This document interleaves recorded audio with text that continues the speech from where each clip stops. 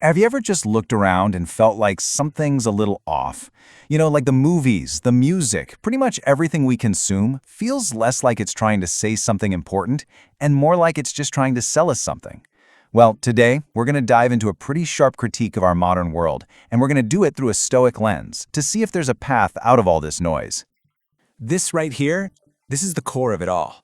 The idea is that creativity itself has been sort of hijacked by commerce. And if you're looking at this from a Stoic point of view, it's a huge problem. It means our culture is constantly yanking our attention towards all these external things, sales figures, view counts, popularity contests, instead of pushing us to develop what really matters, our inner virtues, like wisdom and authenticity. So what does this culture for sale actually look like in our day-to-day lives? The source we're looking at points out a few key symptoms that, honestly, might hit a little too close to home. Just think about it. Why are we drowning in movie remakes? It's not because there's some bold new artistic vision, right? It's because they're a safe bet financially. And music? So many songs are practically built in a lab to be catchy and get clicks, not to express something profound. Even our hobbies, the things we do for fun like painting or making music, get pushed into becoming a side hustle. The whole thing gets boiled down to a game of numbers, followers, streams, sales. And in that process, the actual substance, the soul of it, just gets lost. And this quote, this really gets to the heart of the issue. A huge chunk of what we consume isn't meant to make us think or challenge us or help us grow. It's just a distraction. It's like an anesthetic designed to numb us from the real world instead of being a tool that could actually help us understand it and maybe even heal. So you can imagine, this puts anyone who's actually trying to create something meaningful in a really, really tough spot.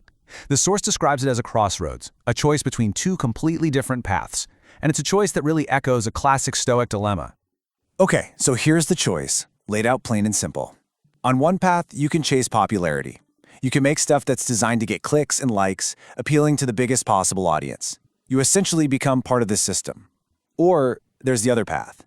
You choose authenticity. You create for yourself and you focus on the quality of the work, because that's the only thing you can actually control. The downside? You might be completely ignored.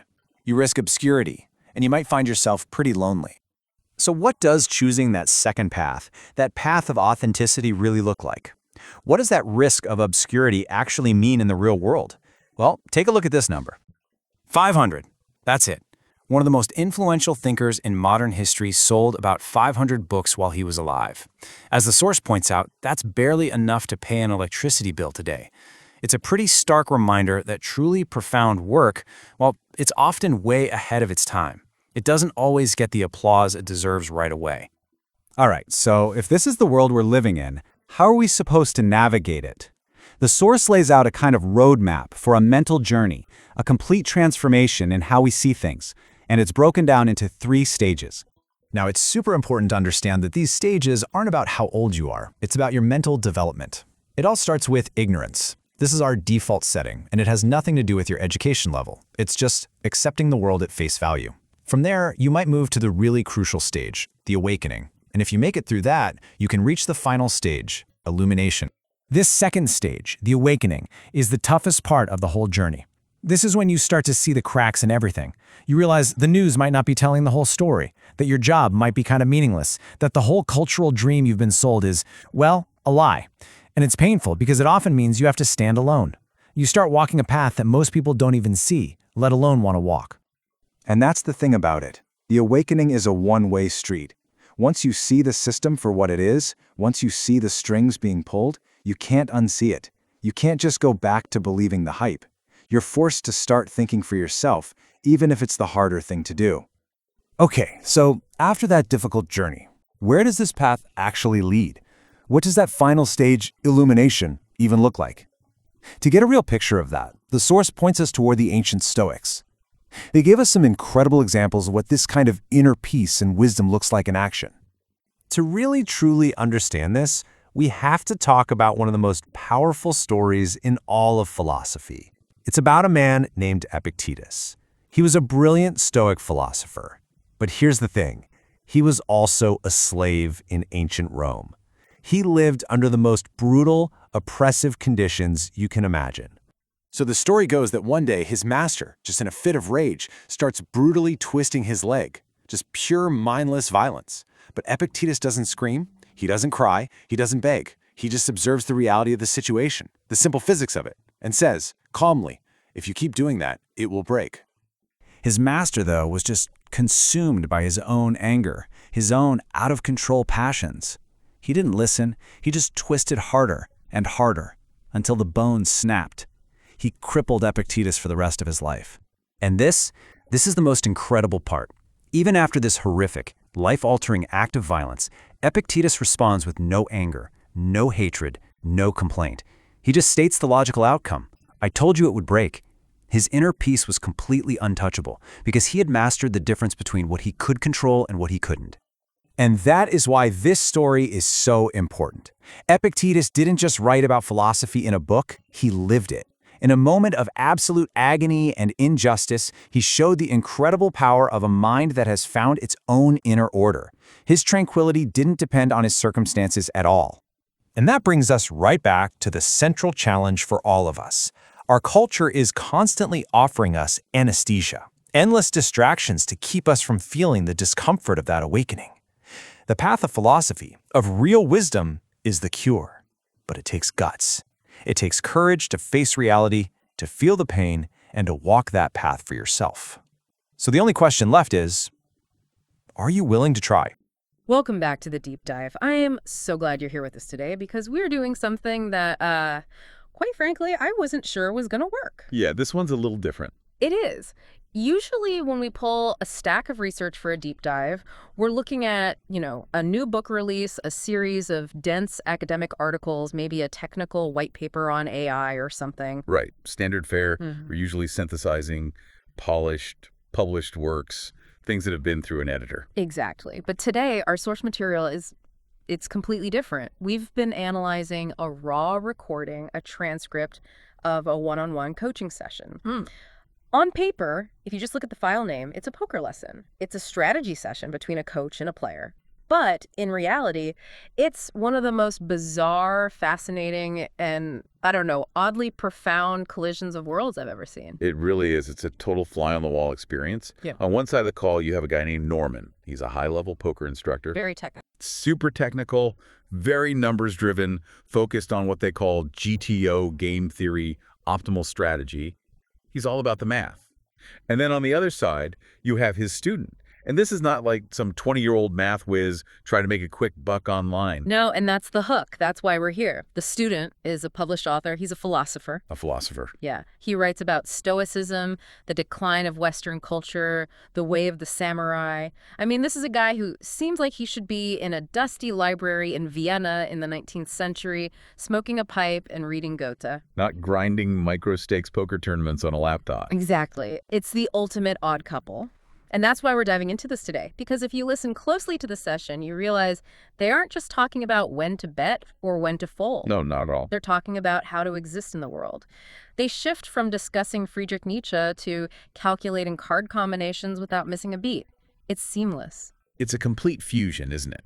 It's a fusion of this, high-level philosophical discourse, Nietzsche, Epictetus, the nature of art, and the gritty, cold, hard reality of game theory. And you had a great frame for this. Well, the way I see the insight here is that this isn't just a quirky conversation. It's a study in applied philosophy. Applied philosophy, what do you mean by that? Usually philosophy is abstract. It lives in books. It's something you debate in a seminar room. But here we see a mind trained in Stoicism and critical theory attempting to navigate a game of incomplete information. So he's not just talking the talk. He's trying to walk the walk. Yeah. He's using the poker table as a gymnasium for the mind. He's using the cards to test his ability to think critically, to reason analytically, and this is the most important part, to control his emotions. So our mission today is to unpack that fusion. We're going to look at the student's worldview, which is, fair warning, it's pretty intense and a bit dark at times. A little bleak, yeah. We're going to look at his take on art, the zombie state of modern life, and his theory on the 3 stages of human development. And then we are going to pivot, just like they do in the session, straight into the hard math of poker to see if those abstract concepts actually hit the felt. It's a journey from the abstract to the concrete, from the library to the card table. Let's start with the student himself. In the recording, before they even look at a single-hand history, he spends a pretty significant amount of time discussing his bibliography. Right, he's not just a hobbyist writer. He's written 5 books. And he specifically mentions his fourth and fifth, The Way of the Stoic Diamond and Stoic Samurai. And he mentions that he writes in multiple languages, French, German, English. So this gives you a clue about his background. This is someone who thinks deeply about language and meaning. But what stands out immediately is his critique of the world he's living in. He presents this very stark, almost pessimistic view of modern culture. Pessimistic might be putting it lightly. He flat out calls our culture degenerate. He argues that we're in a state of decline.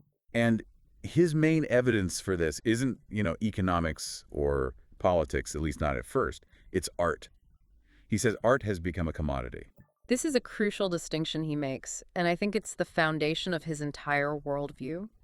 He argues that in our current society, the function of art isn't to elevate the human spirit or to provoke thought. No, its function is to sell. He calls it the product trap. And I think we all feel this, right? He gives this great example about hobbies. He says, imagine you take up pottery or you start making music. In the old days, or maybe in what he'd call a healthier culture, you did that for expression. You did it to make something beautiful or just to get something out of your system. But now, The moment you make a pot, the immediate question is, how can I sell this? is this going on Etsy? Are you making a course on how to throw clay? Exactly. Yeah. How do we get the numbers up? Everything, and I mean everything, is immediately monetized. The value of an activity isn't intrinsic anymore. It's instrumental.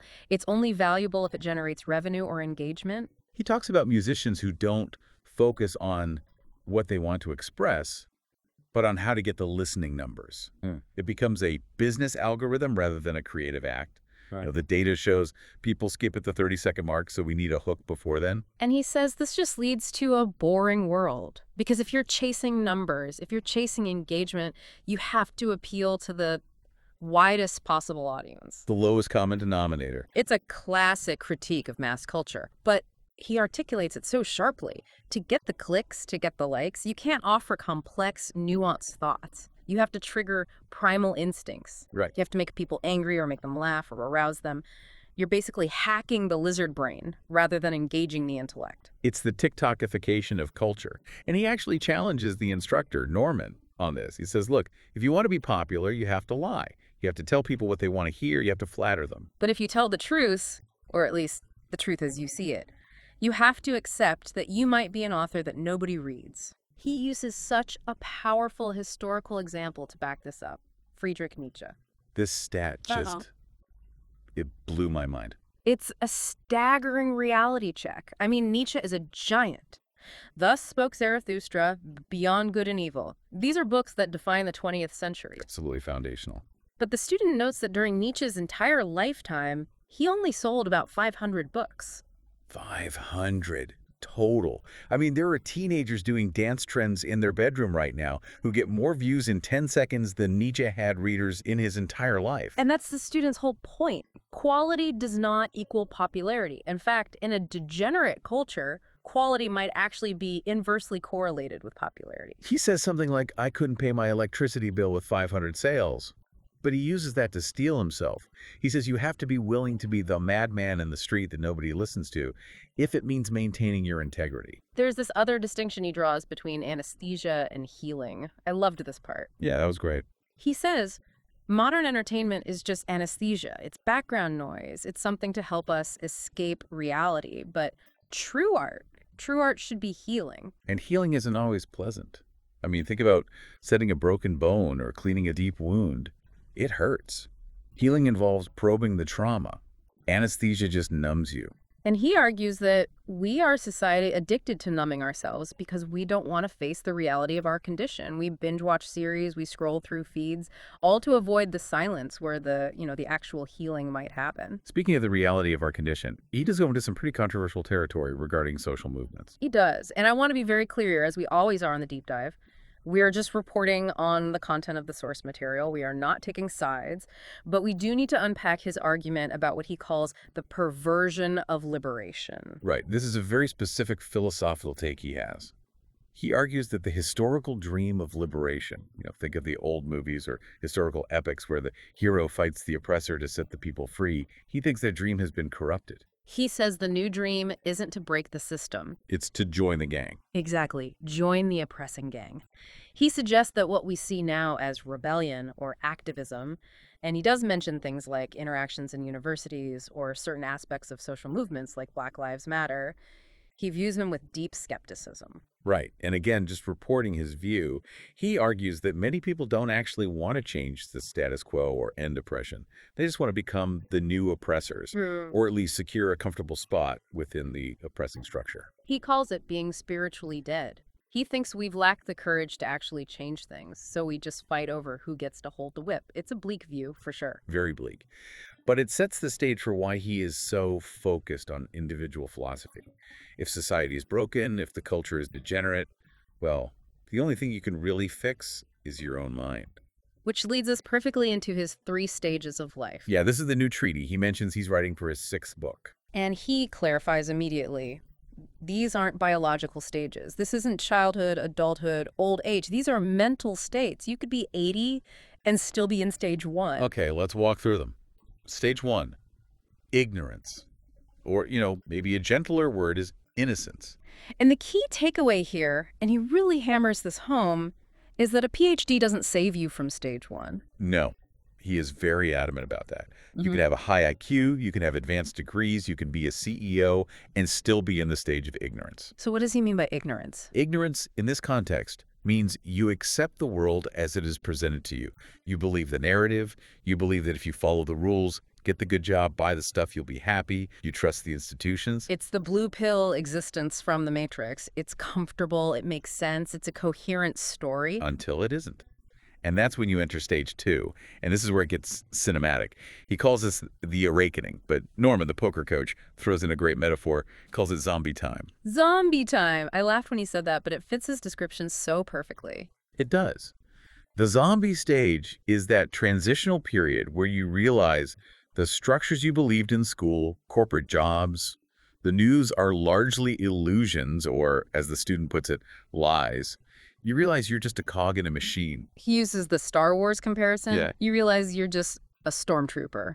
Or an orc in Lord of the Rings. You're just a foot soldier for a system that doesn't actually care about you. But the defining characteristic of this stage isn't freedom, it's pain. That's the critical insight. Awakening is a painful process. It hurts to have your illusions destroyed. He shares that anecdote about his friend. Right, the one talking politics. Yeah. She was talking about politics, Venezuela, Trump, and she was basically just repeating the standard narratives she had heard on the news. And the student pushes back. He hits her with facts, with what he calls HD video proof that contradicts her worldview. And her reaction isn't, oh, thank you for enlightening me. No. It's cognitive dissonance. She shuts down. She actually says, I don't want to hear it. He describes seeing the physical pain in her face. And that's the burden of stage 2. You see the matrix, so to speak. But that isolates you from everyone else who is still plugged in. You become the madman again. People don't want their comfortable stories taken away. So if stage 1 is bliss but ignorant, and stage 2 is awake but miserable, what's stage 3? Stage 3 is illumination, wisdom. He connects this to the Stoic sage or Buddhist enlightenment. It's the end goal. And this isn't just about knowing the truth, it's about establishing order. Yes, order out of chaos. But, and this is key, not the order of laws or governments. It's an internal order. It's the ability to look at the chaos of the world, the lies of the system, and remain internally unshaken. So it's about building your own value system. Exactly. You establish your own values and you live by them regardless of what the zombies or the ignorant are doing. And he says it's a one-way street, right? Once you wake up, you can't go back to sleep. You can't unsee the truth, so your only choice is to move forward toward illumination. You can't retreat to stage 1. You can only drown in the bitterness of stage 2 or swim to the shore of stage 3. Which brings us to the core of his practice, Stoicism. And he uses the ultimate Stoic example here. The story of Epictetus. Epictetus is the perfect avatar for this student. I mean, for those who don't know, Epictetus was a Stoic philosopher, but before that, he was a slave. He had zero power over his own life, his own body. The story of the broken leg. This is a classic, but hearing him retell it in the context of a poker lesson was, well, it was pretty intense. This is the ultimate test of the philosophy. So the story goes, Epictetus' master, in a fit of rage or just pure cruelty, starts twisting Epictetus' leg. And Epictetus doesn't scream. He doesn't beg for him to stop. No, he just calmly, rationally warns the master, if you keep doing that, it will break. And then it breaks. Snap. It breaks. And Epictetus, supposedly without any change in his expression, looks at the broken leg, looks at the master, and simply says, I told you it would break. It's almost superhuman. It sounds robotic. It seems that way to us. But the student argues this is the goal. It's not that Epictetus didn't feel pain. Of course he felt pain. He was human. But he didn't let passion, in the philosophical sense of uncontrolled emotion, dictate his behavior. He separated the physical event from the mental reaction. Exactly. He accepted the reality of the situation. He accepted that his body was in the power of the master, but his mind remained free. He didn't add the second arrow of anger or hatred or victimhood to the physical pain. He calls this ultimate mental fortitude. And he says this is what we need to handle the injustice of the world, or, to bring it closer to our topic, the injustice of the poker table. Exactly. This is the bridge. This explains why a philosopher who thinks modern culture is degenerate and seeks spiritual illumination spends his time grinding small-stakes poker tournaments. Because on the surface, it makes absolutely no sense. He admits he's breaking even. He admits he doesn't particularly enjoy the game. He calls it boring and gray. He treats poker as a mental gym. He explicitly lists 3 essentials for a well-structured mind: critical thinking, analytical thinking, and Stoicism. And poker requires all 3 constantly. Constantly. I mean, think about it. You have to analyze all the variables on the table, analytical thinking. You have to question your assumptions and your opponent's motives, critical thinking. And you have to deal with the variance, the bad beats, the bad luck, without losing your cool. That's the Stoicism. That's the Stoicism. Yeah. He even suggests that judges and lawyers should be required to play poker. Which is a brilliant point. He argues that the legal system is often just blindly following rules. That's stage 1 thinking. If X happens, then Y is the punishment. But poker forces you to understand human behavior, motivation, and probability. It forces you to deal with uncertainty, which is what real life is. A judge who understands poker understands that people bluff, that people act out of fear, and that sometimes the result doesn't match the intent. But let's be real about the student's actual struggle. He's not playing high stakes. He's stuck at level 1. He needs to win $60, just $60, to move up to the next stakes. It is a very humble grind. And he feels his age. He says, I'm not 18, I am not 25. He feels his neuroplasticity isn't what it used to be. Plus, he has his writing, his YouTube channel. He can't dedicate 8 hours a day to the grind like the young kids can. And this is where Norman, the coach, steps in with some very grounded, practical perspective. He tells him, you don't have to be the best in the world. You don't have to play in the Premier League. Right. You just have to be profitable in your game. He encourages him to see his philosophical approach not as a distraction, but as a unique strength that the other players at his level just don't have. So we have the philosophy, we have the motivation. Now we have to do the work. The student calls this cleaning the monastery. I love that metaphor. The monks don't just sit around and meditate all day. They sweep the floors, they chop wood. It's boring, repetitive work, but it's necessary for the discipline. And for this student, the sweeping of the floors is combinatorics, counting card combinations. The boring math. And this is where we enter the deep dive within the deep dive. Segment 5, they pull up a specific poker hand. And we are going to walk through this because it perfectly illustrates the difference between feeling you are right, which is stage 1 thinking, and knowing the math, which is stage 3. Let's set the scene. This is a technical lesson, so you should try to visualize the table. The community cards on the table are dealt out one by one. Okay. First, an ace of clubs. Second, a jack of hearts. Third, a 9 of spades. So that's the flop. Then the 4th card is a 3 of diamonds. And the final card of the river is a 3 of clubs. Okay, so the final board is ace, jack, 9, 3, 3, with a couple clubs and a diamond and a heart on there. Right. And the coach asks the student a simple question. What is the absolute best hand? What is the nuts? And the student initially hesitates. His intuition jumps to pocket aces. Why? Because aces are the best starting hand. They're big, they're shiny, they're powerful. But that's wrong. It's wrong. On a board with a pair of 3s, the best possible hand is 4 of kind. Quad 3s. If you are holding the other 2 3s in your hand, combined with the 2 3s on the board, you have an invincible hand. Now here's where the math starts, the monastery cleaning. The coach asks, okay, so how many combinations of pocket 3s are possible? And this is a fundamental concept of combinatorics. A deck has 4 suits. If 2 3s are on the board, there are only 2 3s left in the deck. Right, the 3 of spades and the 3 of hearts. Exactly. So to have pocket 3s, you must hold exactly those 2 remaining cards. There's only one way to combine them, one single combination. So quad threes is the best possible hand, but there is only one possible way for your opponent to have it. It's extremely rare. Precisely. It's a ghost. We fear it, but it almost never actually exists. Now, let's look at the second best hand. Aces full of threes. This means you're holding pocket aces. Okay, so there's one ace on the board, the ace of clubs. That leaves 3 aces left in the deck. The ace of spades, hearts, and diamonds. Right. And to have pocket aces, you need to hold 2 of them. So you could have ace of spades and ace of hearts, or spades and diamonds, or hearts and diamonds. That's 3 different combinations. So the aha moment right there is that it's 3 times more likely for someone to have aces full than for them to have quads. Correct. And this hierarchy continues. You have jacks full of threes, that's also 3 combos. Nines full of threes, another 3 combos. But then they get to the tricky part, the hands that confuses people, the hand A3. Right, holding 1 ace and 1 3. Because if you do, since there are 2 threes on the board and 1 ace, you'd have a full house. 3s full of aces. Okay, let's do the math on this slowly, because this is where the student got tripped up. There are 3 aces left in the deck, Spades, hearts, diamonds. and there are 2 threes left in the deck. Spades and hearts. Got it. So to find the total number of combinations of A3, you just multiply them. 3 times 2 equals 6. So mathematically, there are 6 possible combinations of A3. Which would make it a very likely hand. I mean, if there are 6 combos of that and only 1 combo of quads, you should be way more worried about A3. Theoretically, yes. But here is where the critical thinking part of the mental gym comes in. The student and coach start to discuss suited versus offsuit. Right. Most poker players, especially in early positions at the table, they won't play an ace and a 3 if they're different suits. It's a pretty weak hand. They'll usually only play it if the cards are suited, like, say, the ace of hearts and 3 of hearts. So now we have to filter those 6 raw combinations through a lens of human behavior. We have to look at the specific suits. So the ace of clubs is on the board, and the 3 of diamonds and 3 of clubs are on the board. Okay. So can the opponent have ace of diamonds and 3 of diamonds? No, because the 3 of diamonds is already on the board. You can't hold a card that's on the table. Exactly.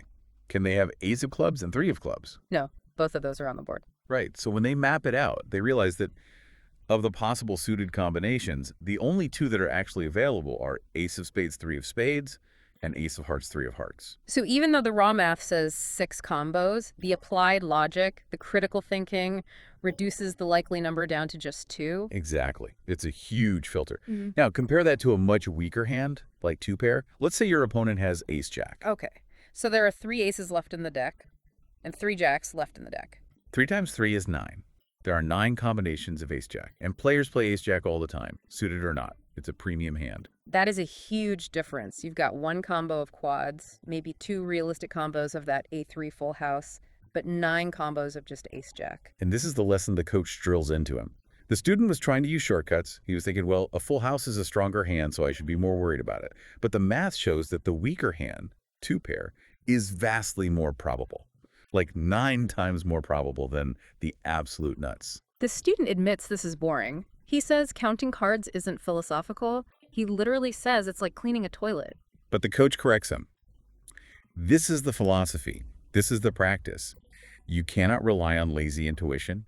You can't just say flushes are rare. You have to look at the specific reality of the board in front of you.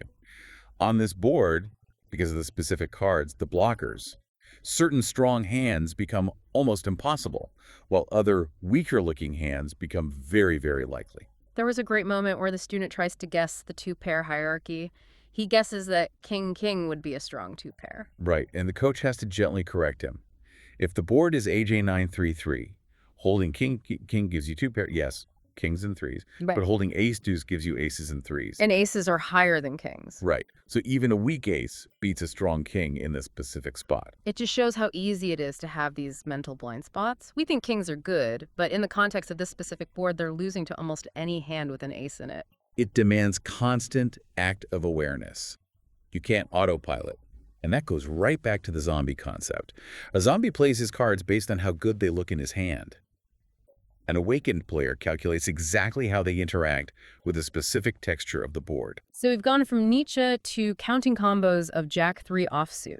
Which, by the way, they determined was 6 raw combos, but 0 suited combos because of the board alignment, making it another hand that's almost never there. Right. I love that detail. So how do we synthesize all of this? We have this grand philosophy and this gritty, boring math. The synthesis is in the result. The student complains that the counting work is boring and gray. He says his previous week was gray. But then what happened right after that session? He won 2 tournaments in a row. Exactly. He won back-to-back, which is a very rare feat, especially for someone who claims to be struggling and breaking even. And his reaction was pure Stoic poetry. He didn't say, I'm a genius. He didn't say, finally, I got what I deserve. No. His reflection was, fortune tries to make my life a little easier. That's just beautiful. It's so humble. It acknowledges that luck plays a huge role, but it also implies that the boring work, the monastery cleaning, is what prepared him to catch that luck when it finally fell. And that's the why for you, for the listener today. Yeah. We all have boring work in our lives. Maybe it's filling out spreadsheets. Maybe it's practicing scales on a piano. Maybe it's just doing reps at the gym. It's so easy to view that stuff as a distraction from our true purpose or our art. But this deep dive suggests that the boring work is the path to illumination. You can't be the Stoic sage at the poker table if you haven't done the grunt work of counting the combos. The mental fortitude isn't just for the big dramatic moments where your leg gets broken. It's for the tedious grinding moments where you have to count to 9. That's where the order is established out of chaos. That's where you build the foundation. So here's our final thought for you to mull over. Are you treating the counting of cards in your own life, that boring, necessary work, as a chore, as a distraction? Or can you reframe it as the necessary hygiene of the mind? Can you find the philosophy in the math? Because if you can do that, you might just find that fortune tries to make your life a little easier too. Thanks for listening to The Deep Dive. We will see you next time. Take care. Welcome to the debate. Today, we are stepping into a friction point that I think every single listener has probably felt at some moment in their life. It is that uncomfortable, grinding friction between the desire for a high spiritual existence, a life of deep meaning, philosophy, and awakening, and, well, the crushing, boring, undeniable necessity of just doing the work. Right. It's that eternal battle, isn't it? The poet versus the accountant. And let's be honest, the accountant usually wins because, he's the one paying the rent. A cynical start, but accurate to the tension we are exploring. We are analyzing a fascinating set of source materials today, a dialogue between a student who is a published author on Stoic philosophy, specifically dealing with concepts like the Stoic samurai and the Stoic diamond, and his poker coach, Norman. And honestly, dialogue might be too polite a word. It's more of a collision. On one side, you have this student who quotes Nietzsche, talks about the zombie nature of modern capitalism, and frames his entire life as this spiritual war against mediocrity. And on the other side, you have a poker coach who is practically begging him to just stop philosophizing about the universe for 1 second and count how many combinations of ace-3 are in the deck. It's a clash of worlds, certainly. But the central question we're debating today is this. Does true mastery, what the student calls illumination, come from detaching yourself from the corrupt system and refusing to play by its low-level rules? Or does it come from submitting to the boring, rigorous, mathematical reality of the game, whether that game is no-limit hold'em or life itself? Well, I'm taking the position that the student is, frankly, hallucinating. He wants the glory of the samurai without the discipline of the soldier. The text makes it absolutely clear. You can have all the spiritual awakening you want, but if you can't do the math, if you rely on intuition over combinatorics, you are going to lose. You cannot vibe your way to a winning poker hand. And I will argue that without that spiritual framework, without the Stoic diamond mindset, the math is useless. The student is identifying a sickness in our culture, a zombie state of existence. And unless you build the philosophical armor first, the grind will just turn you into another cog in the machine. The math is just a tool. The Stoicism is the hand that wields it. Well, let's get into the specifics because the student certainly kicks things off on a high horse. He starts with a critique of the world we live in. And it's a scathing one. He argues that we are living in a degenerate era, where art, which used to be about elevating the human spirit, has been completely reduced to a commodity. He says that if you pick up a guitar or write a poem today, the immediate conversation is not, what truth are you expressing? It is, how do we sell this? Or, how do we get likes? He's not wrong about the culture. I think we all feel that pressure to monetize our hobbies. But look at how he applies it to himself. He views himself as a solitary warrior, He references Nietzsche, noting that the great philosopher only sold, 500 books in his lifetime? The student wears his lack of commercial success like a badge of honor. He basically says, I write for myself. If the zombies don't get it, their problem. But that is the Stoic diamond he is talking about. It is the hardness of the soul. He describes this vivid imagery of the zombie stage of life. He compares the modern workforce, lawyers, administrators, corporate employees, to Darth Vader's army or the orcs from Lord of the Rings. He argues that most people are just sleepwalking, just following orders, accepting the lie that money and status equal happiness. It's very dramatic. And frankly, it's a bit convenient. It's pretty easy to call everyone else an orc when you were sitting in your room writing books. It's necessary. He says that to awaken is to realize that the system is designed to keep you asleep. He advocates for a refusal to participate in the lowest common denominator. If you want mass appeal, you have to lie. You have to make things simple, primal, and frankly, stupid. To hold on to your soul, you must accept solitude. He is protecting his mind from the degradation of the market. I don't dispute that he feels this way, but here is the irony, and it is a massive one. This man who claims nobody cares and that he is happy in his solitude is hiring a poker coach because he is desperate to win money. He is obsessed with his bankroll. He mentions he is stuck at break-even and needs to make exactly $60 to move to level 2 and $120 to move to level 3. That isn't hypocrisy. That is the battlefield. He is trying to conquer the game without losing his soul to it. It's a contradiction. He treats poker as this high-minded arena for decision-making, but when the coach, Norman, actually tries to teach him the mechanics of winning, the student recoils. He calls the study of hand combinations monotone. He says it's not philosophical. He literally complains that counting straights is boring. Because he is looking for meaning, not just data. He wants the game to reflect the complexity of his philosophy. But in poker, the data is the meaning. And this is my core argument. The student thinks awakening is this poetic realization that society is corrupt. But the coach is trying to show him that real awakening is realizing that your intuition is garbage. That's harsh. Garbage? It's true, though. Look at the specific poker segment in the text. The coach asks him to identify the strongest hand on a specific board. The student looks at the cards. There are aces, there are threes, and his intuition tells him aces are big, aces are strong. He guesses pocket aces. The coach has to correct him. No, pocket threes makes 4 of a kind. The student guesses again. He is wrong again.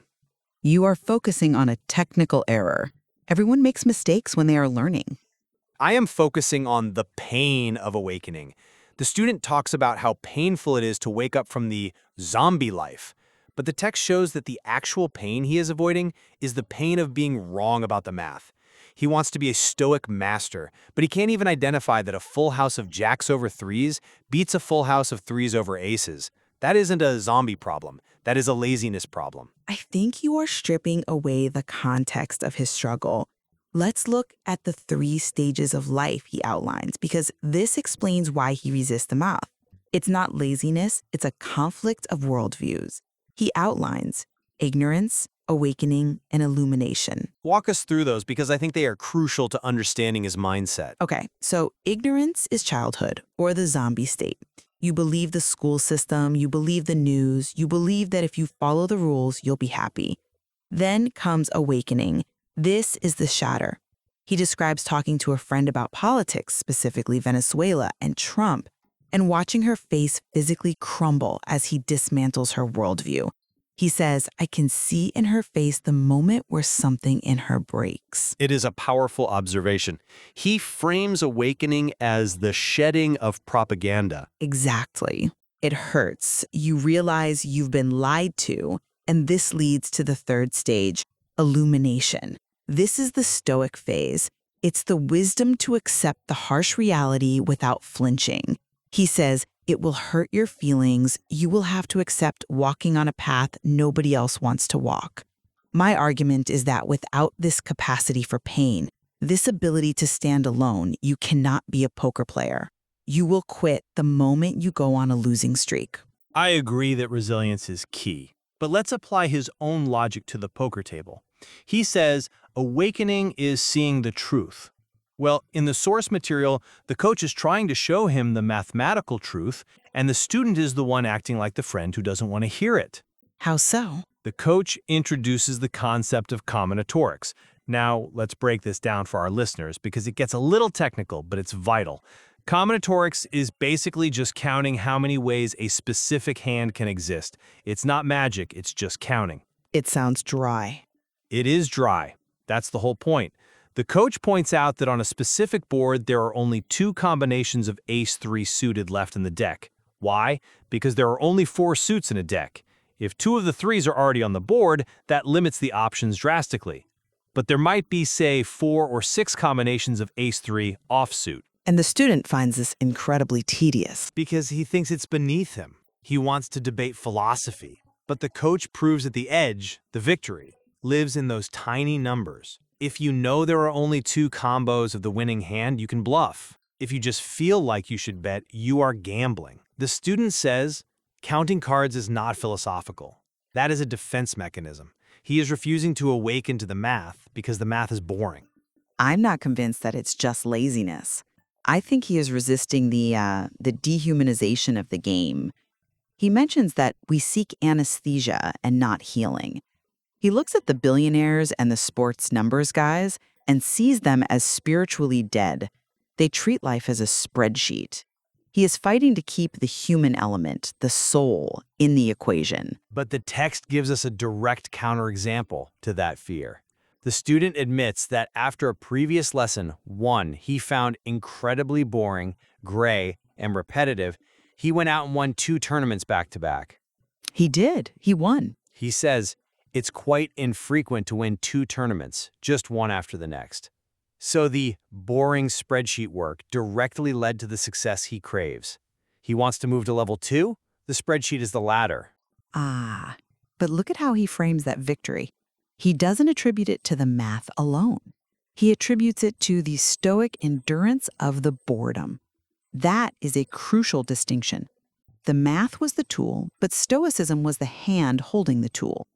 He says he was able to win because he accepted the suffering of the study. He didn't enjoy it, he endured it. That is the Stoic diamond in action. Mindset provided in the text, the story of Epictetus. This is really where the rubber meets the road. Yes, this is the emotional core of the student's philosophy. If listeners take one thing away from the student's worldview, it should probably be this story. Set the scene for us.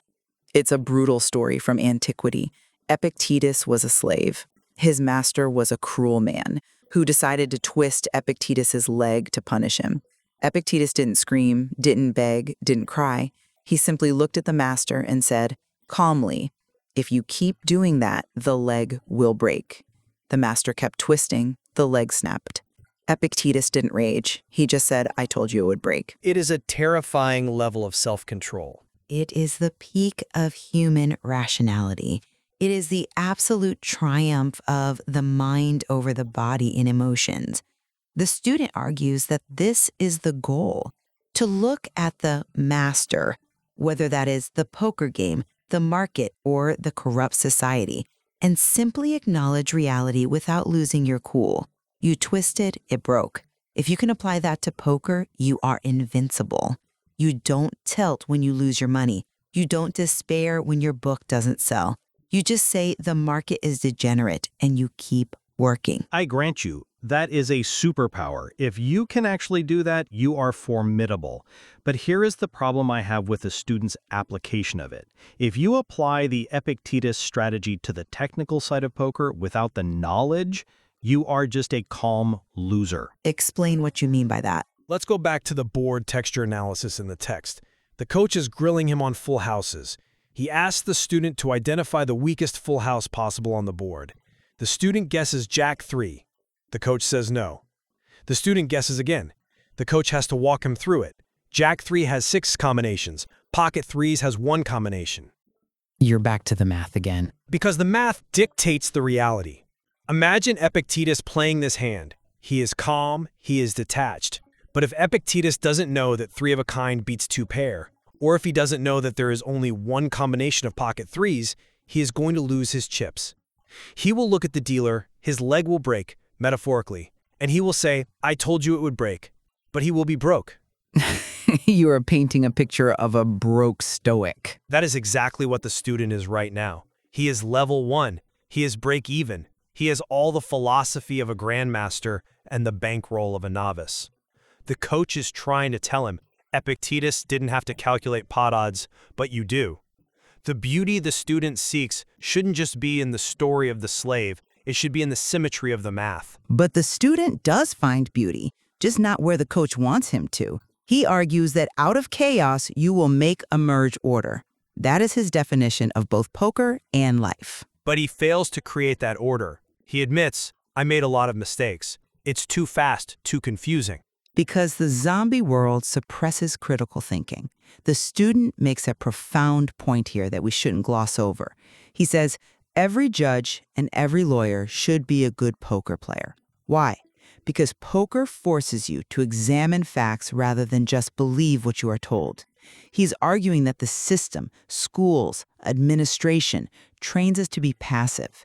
Poker forces us to be active. We agree there. That is the convergence point. The student says, poker trains your mental, it trains your brain to examine stuff. But, and this is the massive but, he resists the actual training. He resists the boredom of the training. But the training is the boredom. You cannot separate them. He wants the result of critical thinking, which he calls awakening, without the process of critical thinking, which is counting combinations. He wants to be a samurai swinging a sword, but the coach is telling him, no, first you must wax the floor for 10,000 hours. I think he resists the emptiness of it. He looks at popular culture, the lowest common denominator. He talks about how you have to lie to get clicks on YouTube or sell books. He refuses to do that. He refuses to produce garbage for the masses. When he looks at the poker math, he fears it's the same thing, just meaningless manipulation of numbers to get a result, devoid of soul. He's afraid that if he focuses too much on the math, he becomes one of the people obsessed with sports numbers that he despises. But that is a category error. Poker is not a popularity contest.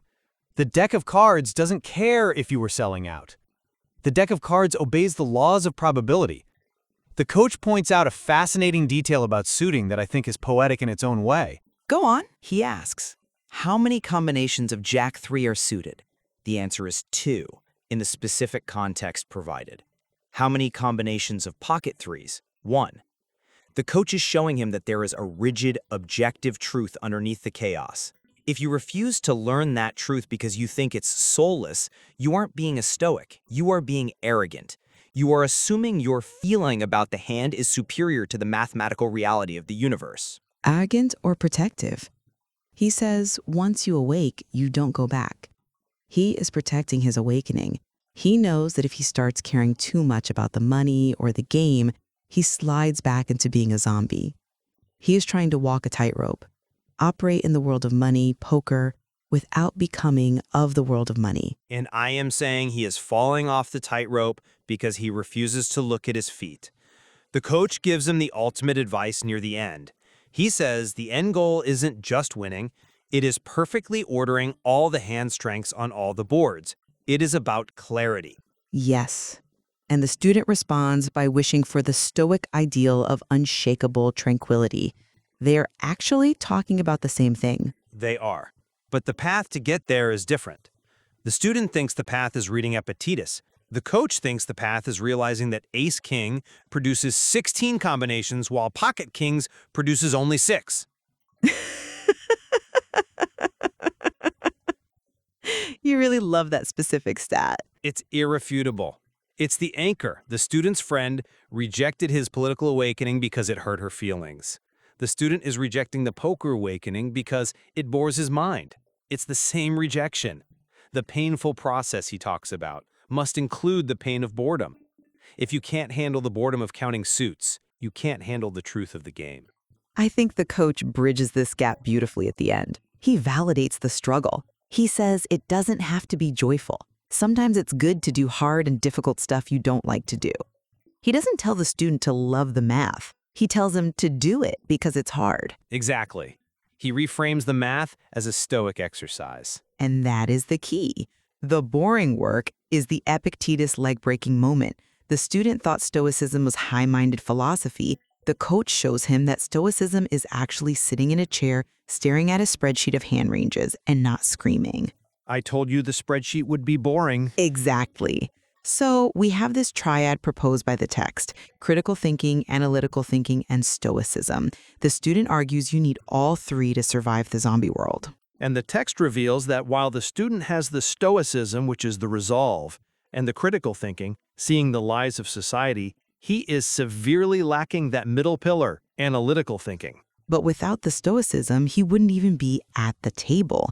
He would be watching Netflix like everyone else. The Stoic diamond is the engine, the analytics are just the wheels. I'll accept that analogy. But as we've seen, if the wheels are flat, the engine just makes a lot of noise and goes nowhere. The student is writing books in French that nobody buys and playing poker at a break-even level. To move to level 2, to actually win the $120, he needs to fix the wheels. And to fix the wheels, he must accept that the universe is made of numbers, not just narratives. He has to humble himself before the math. Precisely. So to our listeners, the question this debate raises for you is this: where are you in the triad? You might have the critical thinking to see that the system is broken. You might have the Stoic resolve to endure the pain of that realization. But do you have the analytical discipline to do the boring, gritty work required to actually win? Are you willing to suffer the boredom to find the truth? Because as the student says, it is out of chaos that you will make emerge order. But you can't wish order into existence. You have to count it one combination at a time. And remember, Pocket 3 is a stronger hand than you think. Don't rely on your intuition. Thank you for joining us on The Debate. We hope this collision of philosophy and poker has sparked some illumination for your own journey. Keep counting. And stay stoic. Goodbye. Welcome. My poker teacher is waiting. I will jump into call. Before I do that, I want to introduce my books. The two philosophic books I recommend, which is book number 4 and 5. Those are the only ones I could edit. The other three, the first 3 books still have to be edited. It's just better once you did edit them. I want to do all the editing process and make sure they are perfect. Just as the last 2 books. This is my 5th book. I did write it in French. It's La Voie du Diamond. In the English translation is The Way of the Stoic Diamond. I did translate it in German, Der Weg des Stoischen Diamond. Here we have my 4th book. The Way of the Stoic Diamond was my 5th book. And this book, Samurai Stoic, is my 4th book. Here's the translation of that in English, Stoic Samurai. I didn't publish the German translation for now. These are the books I highly recommend. They are awesome. It's great if you take a look at them. Hello Norman. My week was alright. And how about you? It was pretty good. Something special. I read your book here today. I really liked the section because you don't have chapters. I liked the section that I read. I was reading about, well, how would I summarize what was the section about? It was about our culture. In different ways you talked about how it's degenerate culture, or at least it's in decline. All the movies are just remakes, all the songs are just made from the same few guys. You had some very punchy lines that made me think. Just a very well put way of describing some things. For one, I liked how you said that art has become a commodity. Its function is no longer to elevate, but to sell. That's true in many ways, but I haven't really heard that being said very often, or at all, really. If you think about art, usually the first thing that comes to mind are the art auctions or some art worth hundreds of millions. That's just one side of it. Overall, I see that being so true. In my mind, that just shows how poor we are if we're dependent on money, that everything is always related to money. Even if about people close to me, if they talk about some new thing they take on, pottery, for example, or creating some handicraft things, always topic is how to sell them, how to sell courses on it, or how to just make it into a product. That's the point of taking up something new, is how you could instantly start making it into a product. Or someone who is making music, starting his own music career in this way. It's not much about what I want to say or what I want to express with my music. It's more about how I could get a lot of listening numbers, how could I get a lot of promotion. Not always. Overall, I feel we're focused on always the business side of things. It makes things overall more boring. I find that often the best art very often comes from just wanting to output something. That was one thing. You want to No, comment? so I hope you don't have 10 of them. I really like when you talk about my book. I want to comment on it. People want to be popular and people want a lot of clicks, a lot of likes. If you want to do that, you have to appeal to the lowest denominator. You have to appeal to the masses. You have to make something they understand and something they like. Something that is very primal, that makes them angry or laugh or arouses them. But you cannot talk about philosophy or you cannot produce the music you actually like. You have to produce for them and check. You can do a test. You produce a song and you see how the impact is.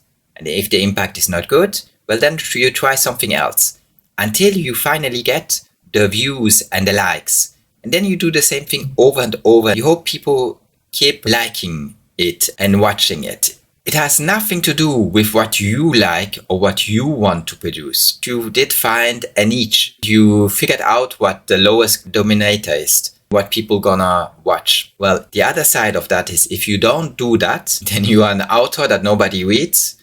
You have a YouTube channel with for 4,500 videos, nobody watches. Either accept that you will never be popular, that nobody cares what you produce, what you say. It doesn't matter for you because you can live with it. You don't take it personal. You don't follow opinion, or you produce for the masses. But if you produce for the masses, well, the quality of your work drops a lot just because you condescend to produce for the masses. You start lying. You start saying to them what they like to hear, what is pleasant, not what you should say. That's how it goes. The trick is you should not be sad about it. You should be very happy about what you do, even if humanity doesn't care about what you do. I've heard that Nietzsche did sell 500 books during his life. The great author Nietzsche did only sell 500 books. With that, I could probably barely pay my electricity bill. I don't think I can pay my rent with it. It's just to show you that stuff can be amazing, of very high value, and nobody cares. That's how things go. If I go in the streets and I talk about philosophy to anybody, they would all think I'm a madman and there's something wrong with me. And they don't want to listen to any of the stuff I say. There's no point in doing that. Once you give up, it's great because then you can live for yourself. Write the books you appreciate and enjoy. Don't care about the masses. What's your reply to that now? It's good you were expanding on the same concept. You're right. The model is to create something and then to see the response. And then if people like it, then to try to make it more this type of way. You're distancing yourself from your own art that way. At some moment you could be the biggest star of a musician. You always play the song people want to listen to, the masses. You yourself might like completely different type of music or completely different types of songs. You're right that there's been many famous artists or writers who often that's really profound different is a bit ahead of its time. That was part of the thing I wrote out of what you talked about there is that people they do want some challenge and stuff but it's always in a very controlled way and it's never really too much different than the current culture. If there's going to be a new popular song, it will sound a little bit different. It's still going to have the same structure or same key elements that are popular. It's not going to be something that people are not used to listen to at all. It would make sense that if you're very good at anything, then you would be often very much ahead of your time or your peers. It would be difficult for them to relate to that. Yes, everything you say makes sense. According to me, art should have a goal. For me, the goal is really different than for anybody else. You were with your guess. I did have 10 different things written out that we could talk about for 4 hours. Why not make 1, 2, or 3 every lesson instead of making them all in Right. once? Well, what you write is so thought-provoking that it's very easy to get 10 different interesting things from there. It's just a compliment to you in that way. We can discuss about maybe one more thing. I just want to read you in one sentence a few things that really was very meaningful for me. I want to give you this feedback just to share what really was very interesting for me in just one sentence. Then we can talk about maybe one of those that seems super interesting to you. In one sentence, I really that, well, for starters, you said that art should have a meaning. That was one thing that you wrote about in your book that I found very interesting, that it represents thought is what you wrote there. That's one thing, that really good art makes us think or reflect on our life. Most of the stuff people consume is just as a background noise. If you're listening to a new pop song, it's very rare it's thought-provoking or interesting as it's one thing. That's one thing, one sentence from me. Vocabulary collapsing, language fading away, and with us, our ability to understand or express ourselves. Very interesting. We seek anesthesia, not healing. Two quick more sentences. One is, everything's gamified, reduced to a meaningless game. I found that very interesting, and it does seem true that people are super interested in sports and stuff like that for nothing really. Who's the most popular musician? Who's the biggest billionaire? Everything's about this game of numbers. It's way less about just the meaning or soul of it. The last thing I'd say here is, this one maybe was my favorite, although all the things I said, I really like those thoughts. Maybe this was my favorite. If we think back to old movies as well, it was often fighting versus the oppressor or becoming free, similar concept. Then you wrote how in America and in Europe, the dream of liberation is no longer a dream of liberation. Our system and culture has perverted that dream. Now we don't dream of breaking the oppression, but profiting from it and becoming part of it. Either becoming the oppressor or becoming part of the oppressing gang, having some comfortable life in it. I really find that super interesting because I hadn't thought about it before. You're right, there's really the most nowadays thing that comes to mind are things Black Lives Matter. You would say they're more just orchestrated. It doesn't have enough substance or real things that they do fight about. There's some of this in universities with the LGBT community, with the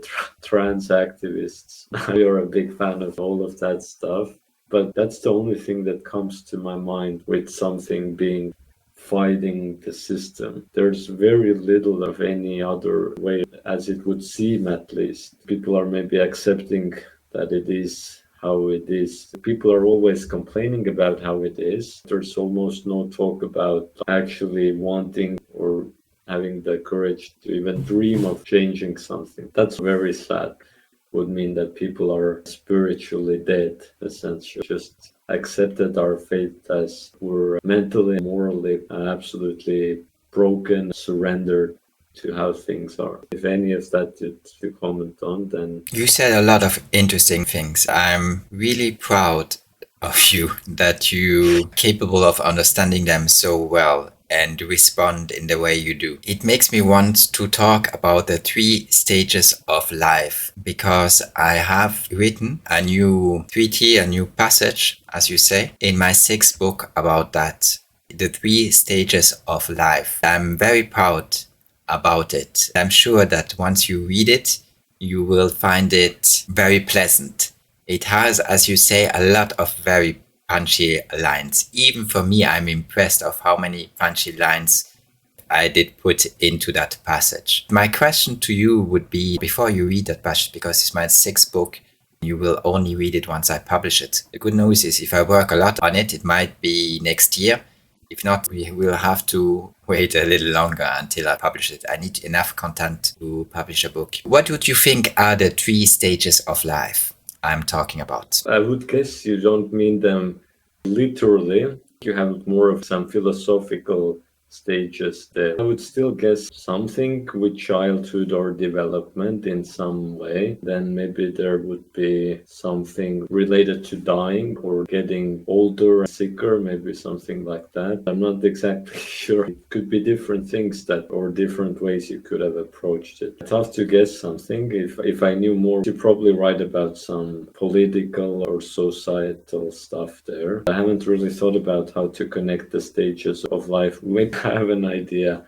Maybe it's freedom time, which maybe I would connect with being like a child, where you have still your creativity, you still have belief that anything could happen. Then maybe there's this zombie time. From your freedom time, you go to zombie time, where the system makes you a zombie with the school and the workforce. Then you become a full-on zombie. Then maybe a member of the machine. If you've ever seen Star Wars, where there's the bad guys who are all looking the same in the Darth Vader army, you're just one of those zombies without even knowing that. You're just working for the Darth Vader. Or if you think about Lord of the Rings, you just become one of the zombie orcs for the evil system. Maybe that's the middle stage. Maybe the last stage is that you're old, you have a lot of life experience, another second child, where maybe as an older person you're more free to express your thoughts or just to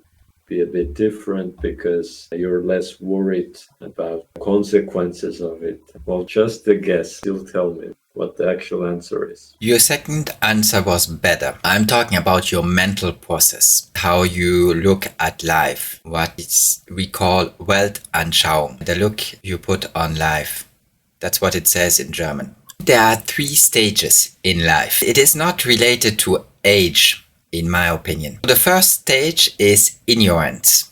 When I talk about that, I make no exception. You can have a PhD and still be totally ignorant. It has nothing to do with your IQ quotient or the degrees you did obtain during your life. The second stage is awakening. I go much more in deep into it in my book. That is when you realize that not everything on the news is true. Not everything they teach you in school makes any sense or will do you any good or be of any use to anybody. That's when you maybe realize that you have a job that pays very well, but is useless for society because you don't do anything real in it.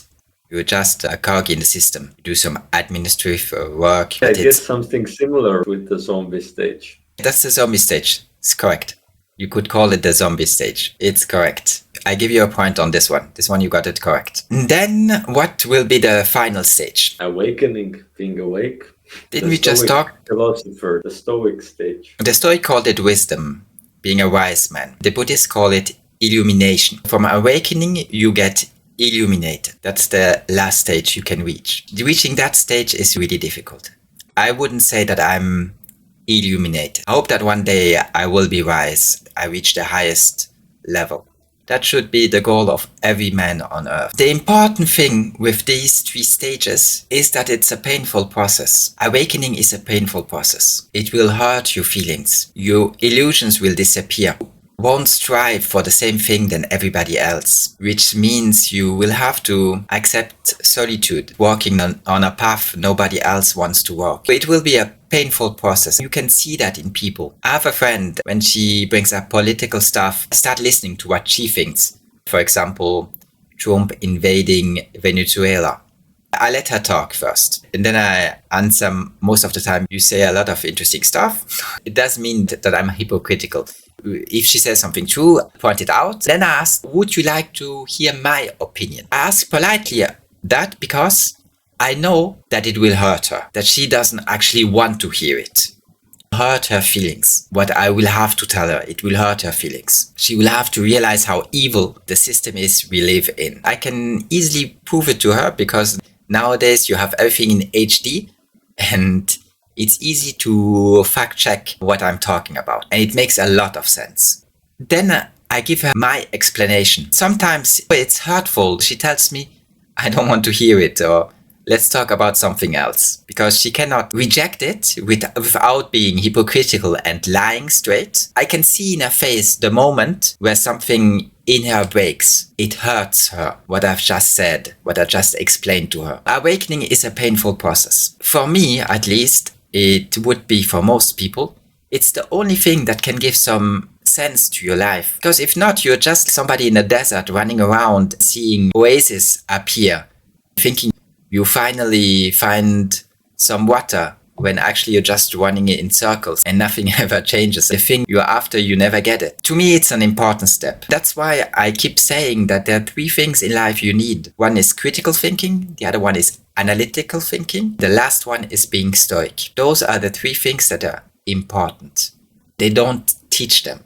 Once you have those bases, you can find out all the rest. You will be able to make money in poker or in the market or in whatever activity you choose. That's just a detail. You have to give the structure for people to think. Once they can think, then they have some discipline. You have to learn them discipline, mental fortitude. That's Stoicism. Once they can do all that, they will find a solution for themselves. It is out of chaos that you will make emerge order.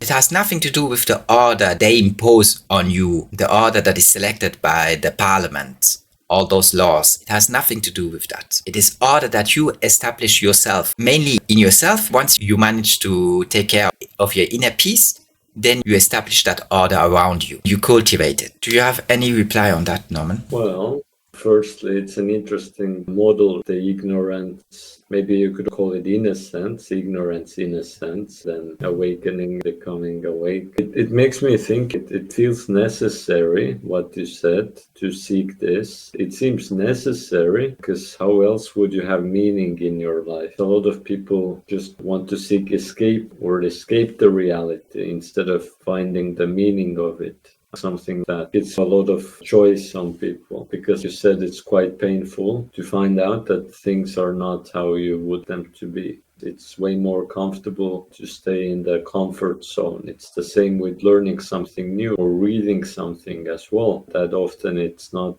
exactly how you described your interaction with your friend, that it's very comfortable for them to just have their emotions and their opinions, just keep saying that, and to really listen to the other side and try to understand it. That most people find very uncomfortable, to try to think outside the way they're used to thinking, the things we're doing or the habits we have or the values we have. Just finally on that subject, once you awake, you don't go back. You cannot believe in the lie anymore.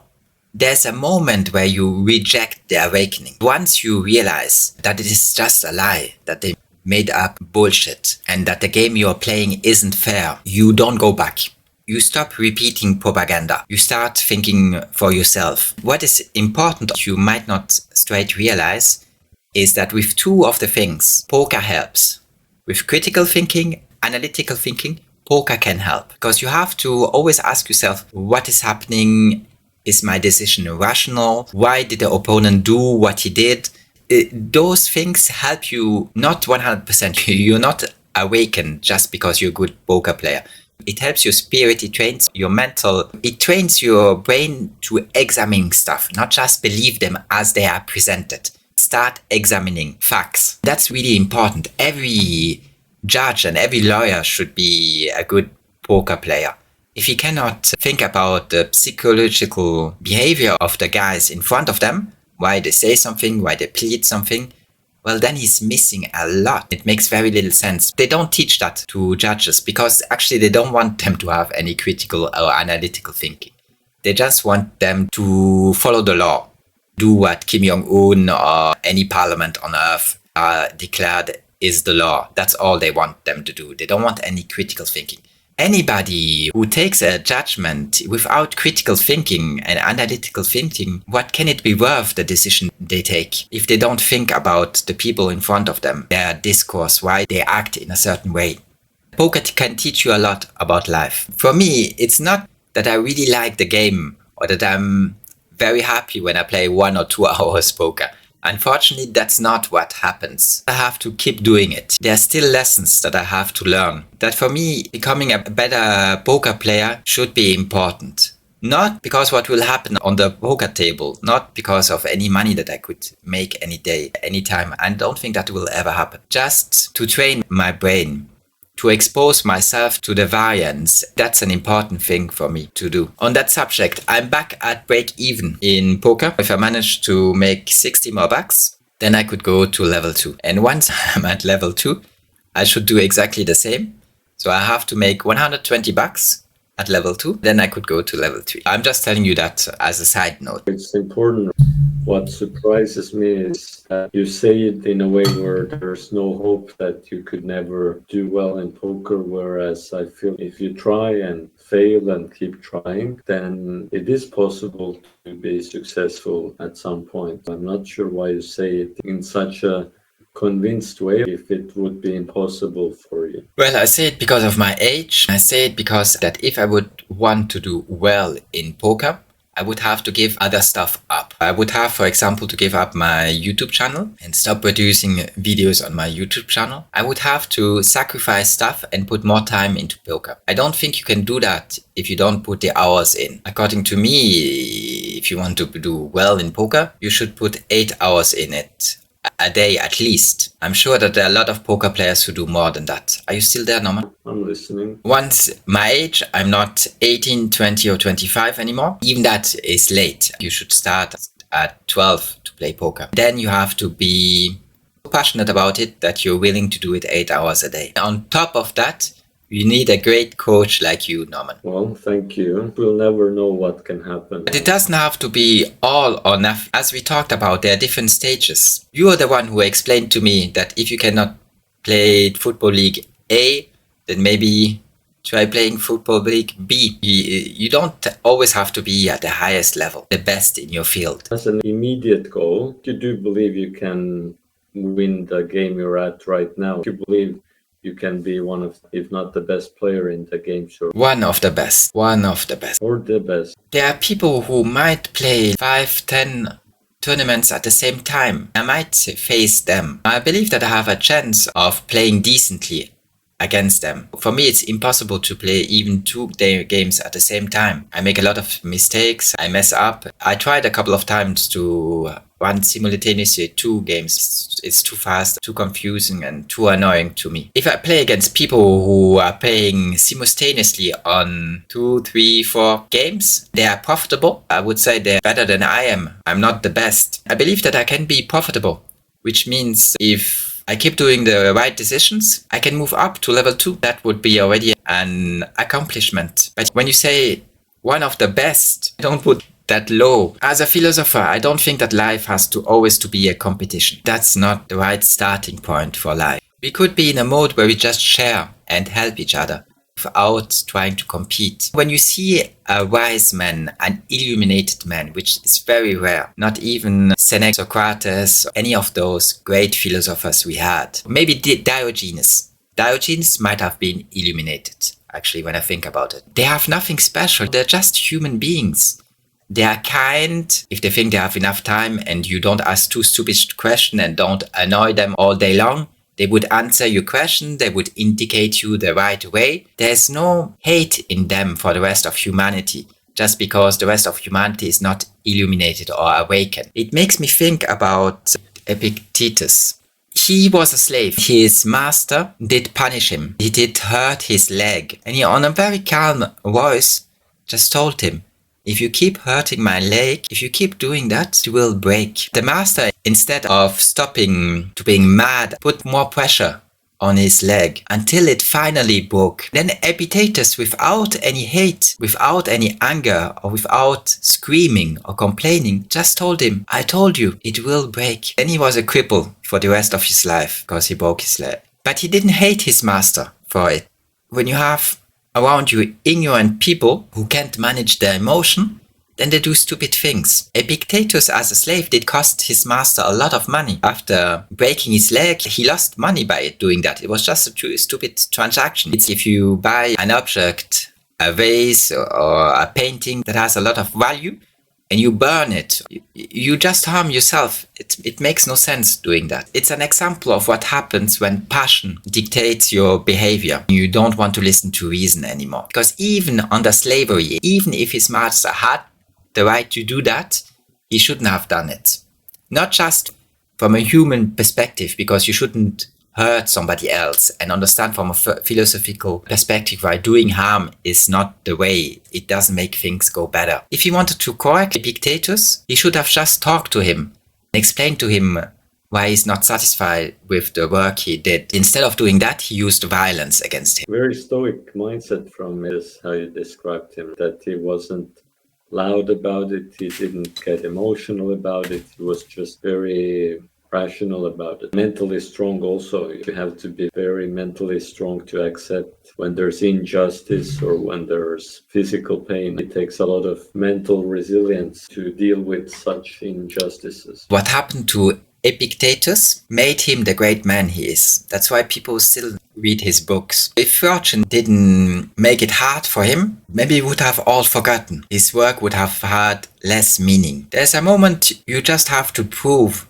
that you're Stoic. That's not just in words, but in action. Philosophy is mainly in actions, not in words. He showed it with the scene I just described. And that shows the power of a human being. It's an example you have to have in your mind. Because even if you know that it's hard, you also know that it's possible to do that everybody can do that. Everybody can be enlightened as Epictetus was. We're not talking about something impossible. Changing the topic a bit to poker, we worked a lot the past few weeks on noticing straights. Do you feel when you're playing that it's easier to recognize the straight draws or possible straights out there? Our last lesson was not one of my favorites. That doesn't mean that it wasn't good. It actually did me some good. It's just that counting cards, answering all those questions about straights is not the most, from an intellectual standpoint, I find it a little basic. It doesn't captivate me 100%. I wouldn't put that on the top of our lessons. It's not very philosophical. It's not very philosophical, exactly. It still was a good exercise. My feelings weren't high. It's not that I was annoyed, but it's a little monotone. And without being depressive, I was certainly not jumping around and having fun. But the idea is, afterwards, the funny thing is, I played poker. I won 2 tournaments, one after the next. That happened already a couple of times, not that many. It's quite infrequent to win 2 tournaments, just one after the next, without getting hurt or not in the bubble or second, just winning twice. First place, that's not so frequent, for me at least. I found it funny that after having some pain, fortune tries to make my life a little easier, a little more pleasant. That's beautiful. Hopefully it will help you in the long run to notice more straights on the board. As boring as it is, sometimes with related to poker, all the beauty of analysis and strategy and philosophy hidden in poker. Sometimes some of these things could be hidden behind something quite boring. Buddhist monasteries, a lot of time goes to mundane tasks of cleaning it, keeping it orderly. Same with poker learning. Some of it's going to be a bit boring also. You're exercising a virtue, which is endurance, and being able to accept that not every instant of your life will be delightful, give you a lot of pleasures. I have 3 marked hands. If you want, we can take a look at that. If not, we just keep them and we take a look another day. Because I also think you wanted to talk about flashes. Let's start with that. Let's see how far we get with that. I don't think this will be anything it was with straights. Usually it's way simpler with this. Maybe just even 10 minutes this. The philosophic idea comes back. A lot of people want to make it very easy. They still want to take a look at what some wise man said, but they don't want to study the entire thought. They just want one quote out of it. That's very popular nowadays. A lot of videos are made around just one quote. That's a very superficial analysis if you only take a look at that. Especially if you don't read the context, especially then. You might even interpret it differently than what it actually said. With the Bible, they do the same. They just take one quote. There it's extreme. They do interpret it as they like it, not what it meant when it was said. They put it totally out of context and make it say something different that it actually said. It's the same, exactly as you said. We work on a basic concept. If we do that long enough, maybe we'll find some gold. Maybe we'll find something that is worthwhile. Even if we don't, it's a great exercise. At the end of the day, I'll get better at poker because it helps. Thanks a lot. And One moment. Let's do it 10 minutes of this one. Can you see the screen I'm sharing? yes, I do. What is the best hand on this board?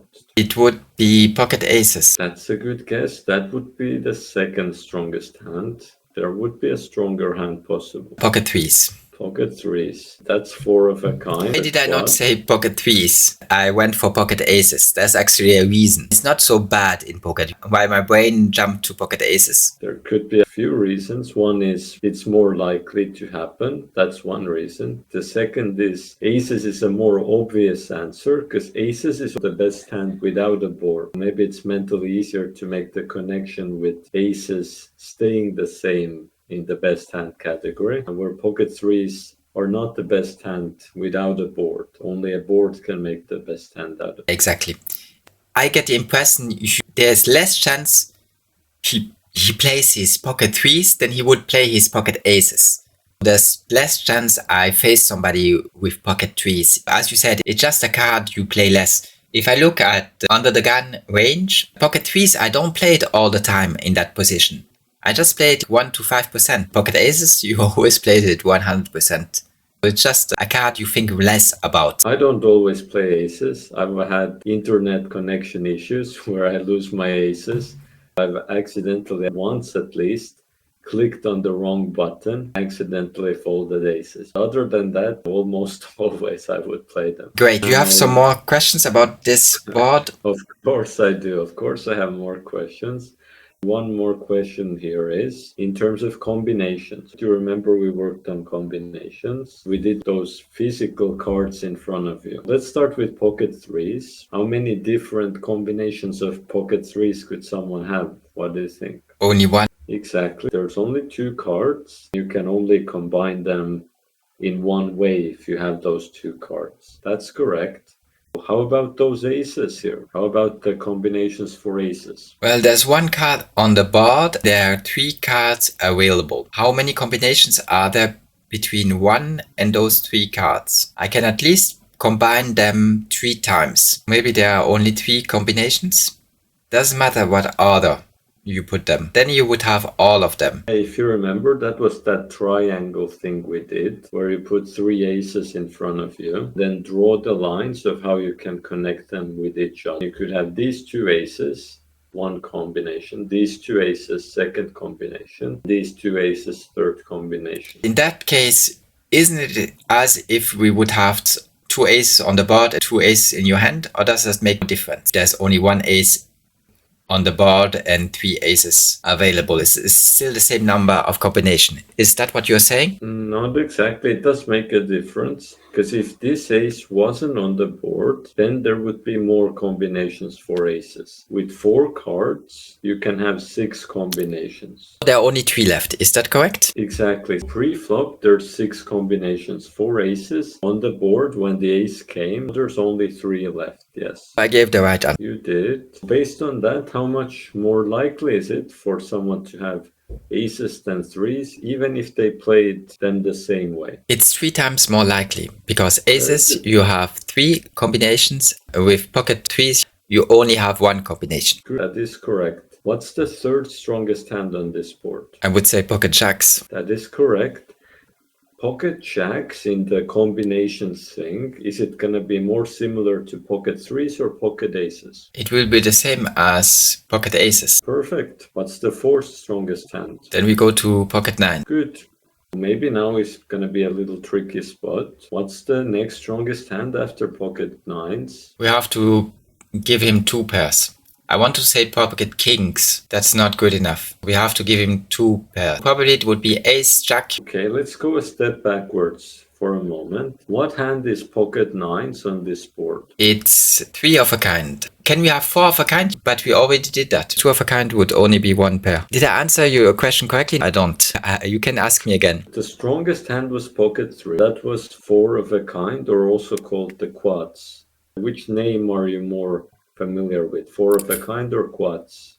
Four of a kind. Then the second strongest hand was aces. If you have two aces in your hand, you have these cards on the board. How would you call that hand? What would you have? It wouldn't be two pair if you hold two aces in your hand. It would be something more. Three of a kind. It would be three aces, but every poker hand's made of 5 cards. What would your 5 best cards be if you have two aces? It would be two aces, jack nine. That was 4 cards. Every poker hand's made of 5 cards. It would be three aces, jack nine. Okay, that's a good guess. Actually, it would be 3 aces, 3-3. If you have 3 of a kind and a pair at the same time, you have two things. You have a pair, you have 3 of a kind.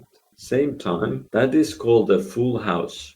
Agree. It's a bit of a strange name, full house. How do they call it in French? I don't speak with a poker teacher who talks French. Even if I would, he would probably say it in English. French is a great language. We didn't really translate it into French. We don't say a full house. We won't say the entire thing.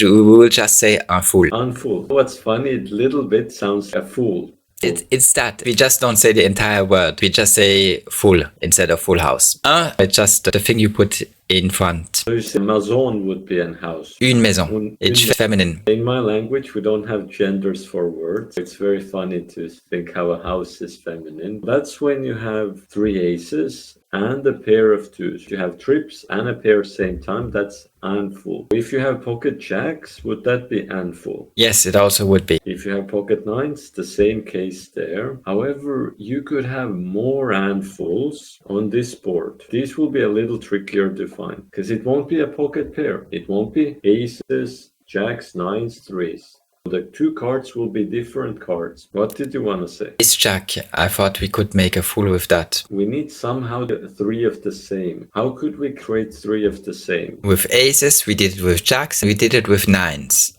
The dealer won't give us 3 cards. It cannot be a 3 because the 3 is the thing we need to make the full house. Actually, it can. In this case, it can. 3. We'll get there in a moment. Our 1 card can be a 3. 1 card is a 3. That gives us 3 of a kind. What could our other card be to create us full? Could be an ace.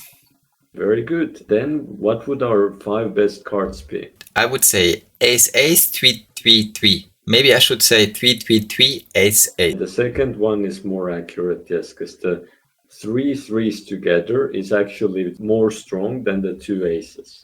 It's a little strange to put aces at the end. I get that. In English, it would be called a full house, 3s filled with aces. You could also have a full house with 3 aces and 2 threes. The one we talked about here, if you have pocket aces, that one would be called aces filled with 3. That's a language thing with that. After pocket nines, the best hand would be what then? You already said it. What would our 2 cards be? Ace jack. It was not ace jack, it was something with else. We still have to create more fools. What would the whole cards be for that? 3, 3, 3, ace, ace. That's the poker hand. Full house. What's the card in our 2 cards we're holding for it? It would be a 3 and an ace. I would say in the order. Then I would say an ace and a 3.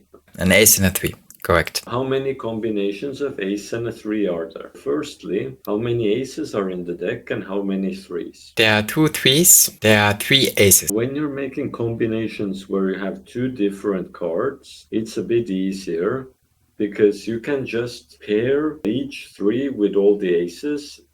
Essentially, you can just multiply those 2 numbers. You can multiply 2 3s with the 3 aces. What's 2 times 3? It's 6. I don't understand what you're doing because I would just take the 2 3s, combine them with the 2 3s, which would make 2. How many combinations are there? I would say 2 combinations. And then I would look how many combinations I could have with the aces, which is probably 3. I would say 5 combinations. I'm doing it wrong since you said it's 6. Because you're doing them separately. Yes, I do them separately, yes. If our hand is ace and a 3, we need to have them at the same time. When we have this, do you see this ace on my screen that I'm moving my mouse over? Yes, I do. Then we could pair it with this 3, yes? Yes. That would be one combination. We could also pair this ace with the other 3. That would be combination number 2. These lower 3s, we can't pair it because they're already on the board. These are the first two combinations. Then we could have another ace, ace of hearts. We could pair it with the ace or the three of spades. That would give us combination number 3. We get 6 combinations for aces. For the ace threes, not the ace. Yeah, the ace threes. We get six combinations. Exactly. How many of those combinations are suited? Here's a little bit of a trickier question for you. Half of them. For the ace of spades, it's going to be suited with this one. Yes. Three of spades. The ace of hearts will be suited with which of those ones? With an ace of hearts. Yeah, ace of hearts, what 3 does it pair to be a suited combination? With a 3 of hearts. The ace of clubs, could that be a suited ace 3 that you hold in your hand? What ace do we have on the board? These cards that are darker here are on the board. There's a darker background. Thank you. Yes, we can combine the ace of clubs with the ace of spades and the ace of hearts. For ace 3. Sorry for making that mistake. I can combine the ace of clubs with the 3 of spades and 3 of hearts. Is any of those combos going to be suited? Nope. Exactly. Actually, there's not going to be half that are suited combos. How many were suited combos? How many did you count? How many suited combos we had with the ace of spades? I counted 3. So it's the double. Suited combos there then, if not 3. Suited combo. For ace 3. There are 3 suit. Ace 3, you can have ace 3 of clubs, hearts. There are only 2. Excuse me, Norman, there are only 2. It's very good you found it. How many total ace 3s were there in combinations? Yes. In combinations. I have to make the suited plus the non-suited. If I ask you total, don't even think of suits. Just think of... I have to find out how many combinations I have with non-suited. No. Only then I can give the answer. Not necessarily. There's another way though. At first we weren't looking at the suits at all. I asked you how many ace 3 combinations there's total. We hadn't looked at suits at all. We just looked at first ace. How many 3s could you pair it with? Do you remember? This ace. I can pair it with 2, 3. Yes, that gave us 2 combinations. How many? It's 6. It is 6. That is the total amount. The suited amount was how many of them? 2. Good. Which means then that the off-suited should be 4. Let's make sure it's right. Let's see if it is 4. Can we find those 4 combinations that are off-suited? Let's start with this. What could we pair it with to get an off-suited combination? With the 3 of hearts. Okay, there's 1. We needed to get 4 off-suited combinations. Where do we find the other ones? Let's go the ace of hearts. The 3 of spades. Okay. Any more with ace of hearts? We can do off-suited combos. No. Okay, and with ace of clubs, which off-suited combos can we make? Here we can make 2. The 3 of spades and 3 of hearts. Good. Why that matters is, well, with your preflop ranges, that in some positions you would not play off-suited ace 3, you would only play suited ace 3. Is that correct? Perfectly correct. Based on that, on this board here that we had here, the amount of handfuls with the ace 3 could be 6 combinations if the player has ace 3 off-suited, or if they only have ace 3 suited, it could be 2 combinations. What's the next strong full if not ace 3? What could be the next one? Below ace 3 for a full, we have jack for a full. And that was stronger. That's actually stronger. Why it's stronger is it has 3 jacks, 2 3s. That's stronger than 3 3s, 2 aces. Jack is stronger than that. You don't want to talk about full house anymore, Norman? I'm still talking about downfalls. If we just did the lowest one. I'm saying there's lower ones than ace 3 here. It cannot be with a jack and it cannot be a 9. It cannot be pocket jacks and it cannot be pocket 9. The strongest handfuls were when we had pocket pairs. We already looked at aces, jacks, 9s. We look at handfuls that have 2 different cards. The best of them is ace 3. There's weaker ones with 2 different cards. It doesn't give me a full house. How many 3s does it give you, Jack? 3. And it also gives you 2 jacks. Okay, it makes me a full house. You're correct. Good. You found the next strongest full house, Jack 3. Why it's tough to find this, it's very rare someone would have Jack 3 full house. Because for that, you need to play Jack 3.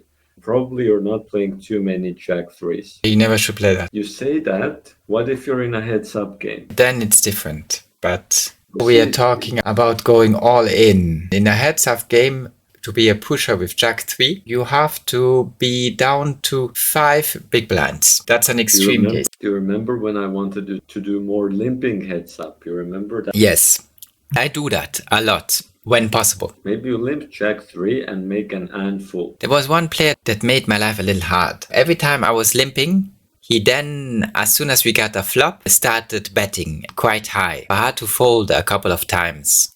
And it wasn't so great because it meant that my only chance of winning is if I certainly make something, he doesn't have anything. Then I could go all in. I hope he calls. That was a little hard because he always betted on the flop and quite high. I don't remember if finally I did get lucky and I won the first place or I didn't. But I understand. Normally I do because normally they don't systematically bet on the flop. What you say, sometimes it can happen. Just because you limp doesn't mean you're guaranteed the pot. Sometimes the opponent makes a lot of good hands on flops and gets lucky, or is very aggressive. I can see sometimes it can be difficult. Yes, it's not a guarantee. It's just a chance to see the flop when you limp. It doesn't mean the hand is always going to be won then. It's just if you're already at 5 big blinds, the antes are high. I wouldn't limp too much with 5 blinds. Limping's better if you have more blinds. That's true. With 5 blinds, it's usually better to all in or fold.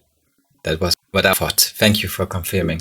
With Jack 3, here are all the jacks and here are all the 3s. Be mindful of the darker background. These are the cards already on the board. How many combinations of Jack 3 could we make? There are 3 jacks out and 2 3s. How many times can I combine them? I can combine the jacks 6 times. That's all. Are you sure of the answer? I can make jack of spades and jack 3 of hearts.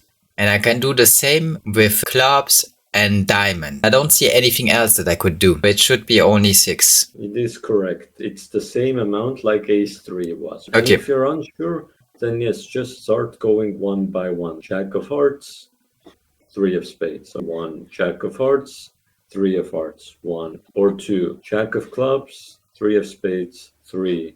Jack of clubs, 3 of hearts, 4. Jack of diamonds, 3 of spades, 5.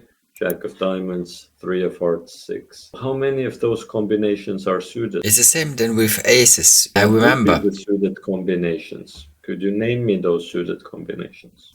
It would be jack 3 of hearts. That would be suited. Everything else wouldn't be suited. Only one suited combination. If I teach you a bit of a trick with this, the suited combinations are on the same line here. I agree with that, Norman. So if we looked at the ace and a 3, then the dark cards were on the same lines here, which made 2 lines where could get 2 combinations suited for ace 3. For jack 3, the darker cards are on different lines. That means this first one can't be suited, the last 2 can't be, just leaves this line. Correct. So good, it's great you noticed that. That means Jack 3 is not likely anyway. Jack 3 offsuited is even way more less likely than Jack 3 suited. Actually, the Jack 3 suited here is the same likelihood than pocket 3s. The full house with Jack 3 suited, same likelihood as someone having 4 of a kind pocket 3s. Because only one combination of Jack 3 suited, only one combination of pocket 3s. Did you get that? I understand that there's only one combination of jack 3 that is suited. For pocket 3s, can there be one combination that is suited? Not suited. Pocket 3s can never be suited. There's only one possible combination left for them. Only these 2 3s. I agree. Yes, understand what you mean. Just a few more questions here. Almost done with this. What's the next full after Jack 3? A little bit weaker than Jack 3. It would be 9-3. Very good. Bravo. It would be 9-3. Again, a hand not often played by people. So let's go here. Let's find our 9s and 3s. So first question. How many combinations of 9-3 in total? It would be 6. Perfect. How many 9-3 are suited combinations? Only 1. Very good. You're learning rapidly here. Actually, that was the weakest handful on this board. There's more handfuls. In the poker hand rankings, let's not look at this board here. Do you know what's the next handful that could someone have? It's 4 of a kind. 4 of a kind is one stronger in that way, but what's one weaker than hand? Three of a kind. There's stuff that's between them, that's stronger than three of a kind, weaker than handful. It's a flush. It is a flush. It would be. After handful, then next thing that's weaker than handful is a flush. Stop saying it in French. Say a full house. It's a little strange when you say it in French. I want to also be more cultured, and if you know a bit history. When you want to speak French, you use a French word. Royal family always learned some French. Because it's a very beautiful language. It was the diplomatic language. French was powerful in the past. Under Napoleon, also Louis XIV. It was powerful. Now it's the USA who is powerful. We lost against the English speaker. That's why we speak English, not French. If Napoleon would have won his battle in Waterloo, then we would be speaking French. Then there's my country, which just has 1 million speakers of my language. It could be worse. I know. My language is like the 5-2 offsuited language. It's still amazing that once you win certain battles, a lot of things changes, even the language people speak.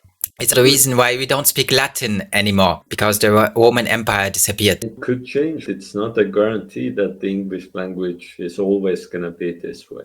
Yes, for example, if we are not dominant anymore and China takes over, then there will be a time where people speak Mandarin, which is a beautiful language. It sounds very sophisticated. And when I see, for example, movies, Chinese people, they have a certain nobility in them. It's more discreet, their beauty. They have a different kind of beauty. Well, they have a very long culture. They've been able to survive very long time period. There's a chance that that happens. I want to produce a video with people arguing on one side that the next mega power, the world leading power would be China, and people say no, the US keeps being the top dog.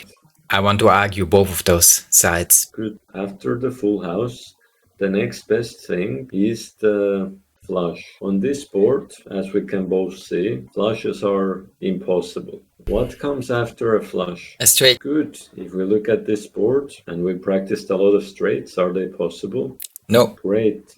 What comes after a straight? We have a three of a kind. We do. On this board, is it possible to have three of a kind? Yes. What would the cards have to be for that? We would need 1 3. The other card? Could it be anything? Well, it cannot be any card on the board. Very good.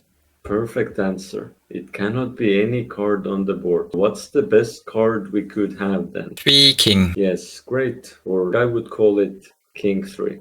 Correct. King is the same. Question is how many combinations of king 3? Here's the visual help here. How many possible king 3s total? 8. Very good. How many suited? 2. Good. Very good. King 3 suited ones, only 2. What's next strongest after king 3 here for three of a kinds? Do you want me to say 3 queen? Yes, or to call it queen 3. How many combinations of queen 3? It's the same. It's 8. How many suited? 2. Let's skip a few. We're not going to do it for all the ones. What's the weakest three of a kind? 3 4. That's a pretty good guess. This three of a kind, it's not the weakest. 3 2. That is correct answer. How many combinations? I had the 2 here, what I showed you here. The 2s are not visible. How come? The 2s I have to Because it's a zooming issue. zoomed in a lot. I see them. We want 3 2. We can have 8 combinations and 2 suited. Exactly the same. It was with king 3 or queen 3 or any of the 3s there. They're all the same. That's good. That's all three of a kinds. What comes after three of a kind in hand strength? If you can't have three of a kind, what's a bit weaker than that, but still strong? 2 pair. Good. Can we have 2 pair on this board? We can. You said it before. What's the best 2 pair on this board? Ace jack. Good. And if you have to say all 5 cards used in your poker hand, what would those 5 best cards be if ace jack? It would be 3 3. Ace jack 9. Now you just said the board. You said 3 3, ace jack 9. Your 5 card hand, if you're holding the ace jack, you're using your cards there as well to make that 2. It is ace jack jack. It's ace jack jack. That's 2 pair. What do you choose for your 5th card? 3 3. You can only Yeah. choose one card for fifth card. Then I have to choose the 9. Exactly. In poker, because you have to use 5 cards, you cannot have 3 pairs. What you said, ace, ace, jack, jack, 3, 3, that would take 6 cards. You actually wouldn't use the 3s. If you have ace, jack, you wouldn't use them. You would play the 2 pair aces and jacks with a 9. Here's the question. How many combinations of ace, jack would be possible? 9. Based on the combinations we did before, does that seem a smaller or bigger number, or in terms of combinations? It's a bigger number. It's a bigger number. If you think about it, would actually people play this hand? The 3-2 we had, or king 3, or this hand's jack 3. These were hands that people actually rarely have. Ace jack, people play ace jack all the time. Very likely combinations someone could have. Yes. How many of those 9 are suited combinations? 2. It is 2. Yes, it is. Good. We could stop here, or if you want, we can do 1 or more questions. Up to you to decide. Well, if it's an interesting question, then go for it. If not, They would be similar to how we were going. You've already shown progress today with understanding combinations, of understanding full houses or and fulls, all these things. But okay, let's do a few more questions. we don't have to. How about my hands? We don't look at the hand, we keep them for next time? I think Okay. so. I have a few more quick questions. After ace jack, what's the next best 2 pair you could have? Ace 9. Very good. We're not going to look at combos. It would be the same actually than ace jack. What's the next best 2 pair after ace 9? What would your whole cards have to be? This could be a bit tricky. Jack 9. That's a good guess. I thought you would guess that. Here's the thing. There's something between them. Try to see if you can't find something that's between aces and 9s and between jacks and 9s. I want to make 2 pairs. Yes. My only way to do that is if I have 2 cards in my hand, I combine them with 2 cards on the board. With 3 cards on the board. Why 3? Well, because every poker hand's made of 5 cards. If we had Yeah, ace but now jack, you're counting which hand will win. I'm not counting that. I'm just counting 2 pairs. well, if you want, then you could say it this way. But more correct would be we use our 2 cards and then we use the 3 cards on the board. Yes. It makes it more difficult if I have to think about the last card. If I have 2 cards in my hand, I have to combine them with 2 cards on the board. Well, the highest is ace jack, then 2 hands. I cannot have jack jack, because that would be 3 of a kind. Then it's jack 9. I don't see anything else. Can I have jack 3? That would be a full house. It doesn't qualify. I cannot choose anything else than something on the board.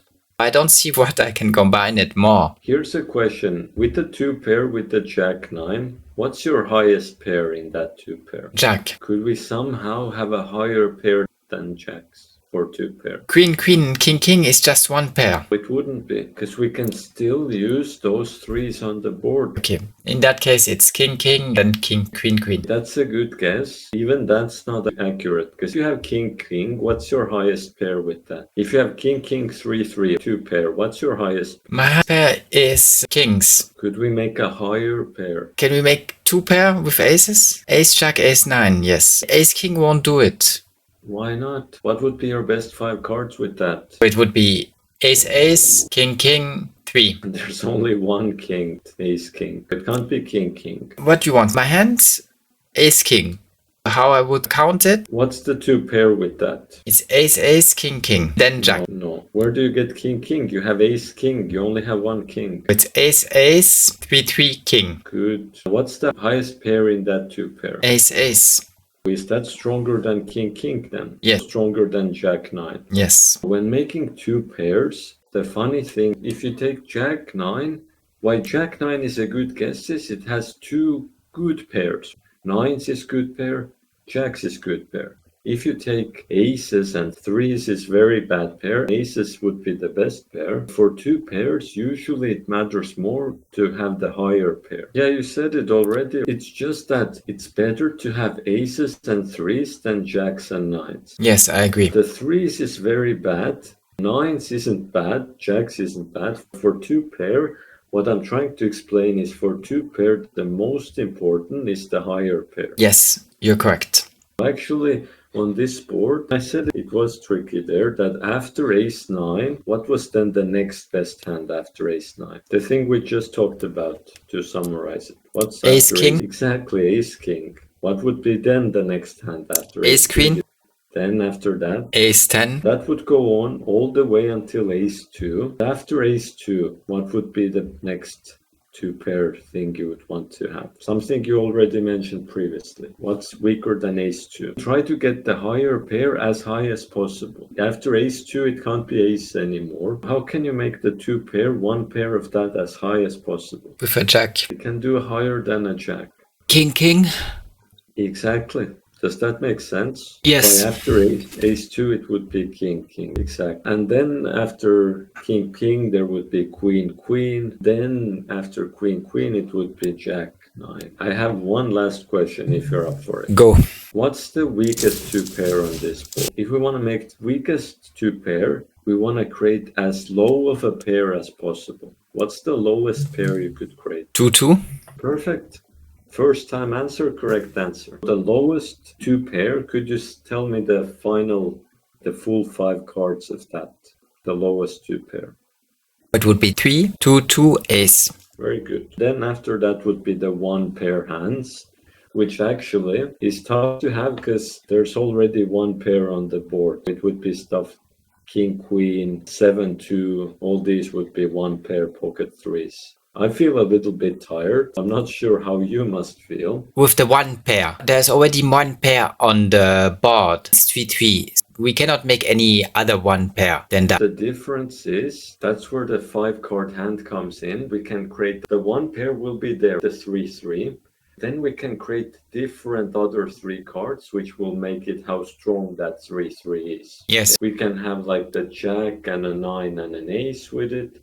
Or we can have the ace and a king and a queen with 3-3, for example. Would be a best one pair hand. Thank you, Norman. Second week in a row, you had the lesson you didn't really enjoy so much more. Because it's already more interesting. We talked about combinations. We talked about hand strength, full houses, flushes. Last time we only talked about counting 5 cards in a row. That's quite boring. It was still good to do it. This time I managed to sleep before our lesson.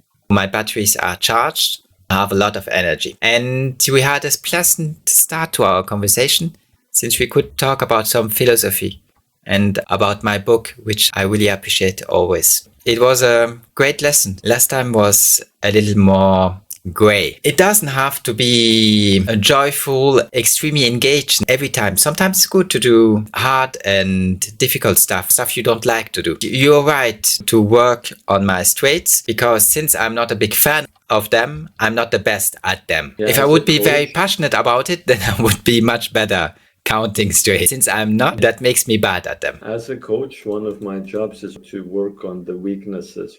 I'm happy that you like today more. Next time, we'll definitely look at the hands for review. Go with that. There's some end goals to what we worked on this time and last time. The end goal is that you're able to perfectly order all the hand strengths on all the boards. That's one end goal. Then the other end goal is that you know how many combinations there are in different scenarios. Just as an example of how could it look at the end of it. Let's say at some point you find yourself in a situation in poker where you're pretty sure your opponent has a very strong hand. You think he has a 3 of a kind or a flush. You have a straight. Then that situation you have to ask yourself, which is there more of? Is there more 3 of a kinds or is there more flushes? Then if you're very good and quick with after long practice of reading the board and possible combinations, then it's sometimes easier to weigh which is more likely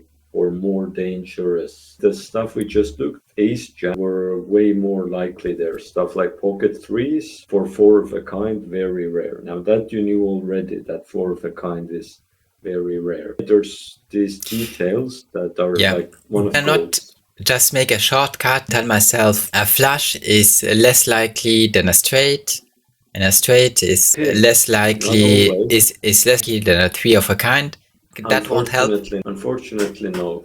Here's another example then. You have a queen high flush. You're pretty sure your opponent has a flush because they're wanting to go all in. They're not scared of a flush. Well, which is there more of? Higher flushes than queen high or lower flushes than queen high flush? First glance, it might seem, well, there's only ace high, king high flushes higher. Surely those are less than the lower flushes, because that can be jack high, 10 high, 9 high, 8 high, 7 high. Once you know combinations, you think about which hands people actually play, that they play every suit. You wanted to explain to me that unfortunately I cannot just make a shortcut, consider that flushes less than straights because of combinations. Sometimes if I have a flush with a queen, then I cannot just think he only can beat me with a flush with a king and ace, because that's what I would do. Actually, there's something else I have to think about. That's what you wanted to teach me. Yes, because it's a bit of a larger topic, maybe we can do it next time. That's a good question you're saying.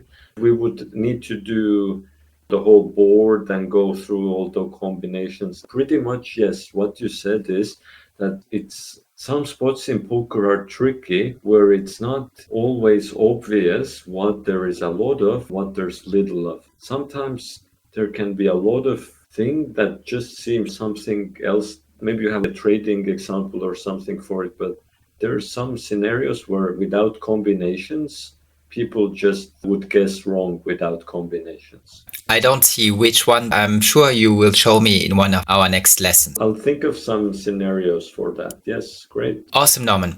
I hope your poker goes well.